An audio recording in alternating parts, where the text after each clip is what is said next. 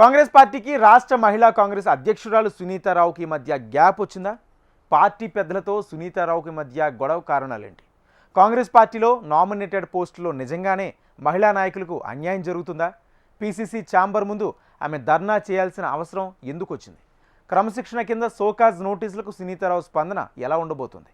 నిజంగానే ఆమెపై వేటు పడబోతుందా? Watch the story. పీసీసీ కమిటీలు, ప్రభుత్వ నామినేటెడ్ పదవుల నియామకాలు తెలంగాణ కాంగ్రెస్ కు తలనొప్పిగా మారాయి. సర్కార్ ఏర్పడి ఏడాదిన్నర దాటడంతో పదవుల కోసం అన్ని వర్గాల నేతల నుంచి ఒత్తిడి ఎక్కువవుతోంది. ఆశావహుల లిస్టు ఎక్కువగా ఉండడంతో అభ్యర్థుల ఎంపిక పార్టీకి తలకు మించిన భారంగా మారింది. లీడర్ల మధ్య తీవ్ర పోటీ నేపథ్యంలో ఇప్పటికే కేబినెట్ విస్తరణ వాయిదాల మీద వాయిదా పడుతూ వస్తోంది. ఇటు పీసీసీ నూతన కమిటీలు, వాటి అనుబంధ కార్యవర్గాల్లో చోటు కోసం మండల స్థాయి నుంచి రాష్ట్ర స్థాయి వరకు నేతలు భారీ ఆశలే పెట్టుకున్నారు. ఇందులో ఎవరికి న్యాయం చేయాలి, ఎవరిని బుజ్జగించాలి అని ఒకవైపు రాష్ట్ర నాయకత్వం తర్జన భర్జన పడుతుంటే, ఇప్పుడు మహిళా కాంగ్రెస్ నేతలు సైతం తమ వాటా సంగతి ఏంటి అంటూ పార్టీపై ఒత్తిడి తీసుకురావడం హాట్ టాపిక్ గా మారింది. గత 10 ఏళ్ల బీఆర్ఎస్ పాలనపై పోరాటంలో మహిళా కాంగ్రెస్ కూడా కీలక పాత్ర పోషించిందని, అనేక ప్రజా ఉద్యమాల్లో పాల్గొన్నామని ఆ పార్టీ ఉమెన్ లీడర్స్ గుర్తు చేస్తున్నారు. కాంగ్రెస్ సర్కార్ పవర్లోకి రావడంలో తమ వంతు కృషి కూడా ఉందని, అలాంటి మహిళా నేతలకు ప్రభుత్వం ఏర్పడ్డాక పార్టీ, ప్రభుత్వ పదవుల్లో అన్యాయం చేస్తున్నారని ఏకంగా రాష్ట్ర కాంగ్రెస్ మహిళా అధ్యక్షురాలే ఆరోపణలు గుప్పించారు. పార్టీ పదవుల్లో, నామినేటెడ్ పదవుల్లో తమ వాటా ఎంతో తేల్చాలంటూ ఏకంగా గాంధీ భవన్లో పీసీసీ చీఫ్ ఛాంబర్ ఎదుటే నిరసన వ్యక్తం చేయడం చర్చనీయాంశంగా మారింది. దీంతో పార్టీలో అంతర్గత విభేదాలకు అగ్గి రాజుకుందా అనే ప్రచారం ఊపందుకుంది. సాధారణంగా తెలంగాణ కాంగ్రెస్ లో అంతర్గత ప్రజాస్వామ్యం ఎక్కువ. గాంధీ భవన్ లో కూర్చునే ఆ పార్టీనే విమర్శించే అంత స్వేచ్ఛ ఉంది. ఇప్పుడు మహిళా అధ్యక్షురాలు సునీతారావు చేసిన పని కూడా అలాగే ఉంది అంటున్నారు రాజకీయ విశ్లేషకులు. ఈ విషయం ఇలా ఉంటే నిజంగానే పార్టీ పదవుల్లో కాంగ్రెస్ మహిళా నేతలకు ప్రాధాన్యత దక్కడం లేదా అనే చర్చ కూడా షురువైంది. ముందు నుయ్యి వెనక గుయ్యి. ప్రస్తుతం తెలంగాణ కాంగ్రెస్ పరిస్థితి ఇది. ఒకవైపు ప్రతిపక్షాల విమర్శలు, ఆరోపణలతో ఊదరగొడుతుంటే, మరోవైపు సొంత పార్టీలో వర్గ పోరులు పంటి కింద రాయిలా మారాయి.